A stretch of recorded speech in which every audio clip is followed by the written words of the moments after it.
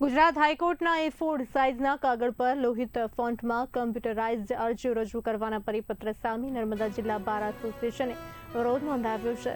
વકીલોએ સૂત્રોચ્ચાર સાથે રેલી કાઢી અદાલતી કામગીરીથી અળગા રહી પોતાનો વિરોધ વ્યક્ત કર્યો હતો।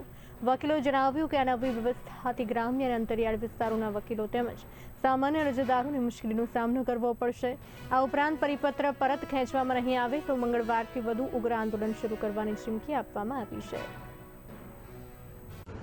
આજની જે અમારી લડત છે એ નામદાર ગુજરાત હાઈકોર્ટ દ્વારા 1લી તારીખથી એક નોટિફિકેશન ફરજિયાત કરવામાં આવ્યું છે। એ નોટિફિકેશન મુજબ A4 સાઇઝના કાગળો અને એની સાથે સાથે જે ફોન્ટ છે એ લોહિતો અને એ રીતના ફોન્ટ છે એ ફોન્ટ અત્યારે બિલકુલ ચલણમાં નથી અને જે પેજ છે એ પેજમાં જે માર્જિન છોડવાની વાત છે એ માર્જિન આજુબાજુમાં છે તે 4-4 સેન્ટીમીટર ઉપર અને નીચે 2-2 સેન્ટીમીટર એટલે 12 સેન્ટીમીટરનું કાગળ જતું રહે છે। એક લીટીમાં 4 જ શબ્દ।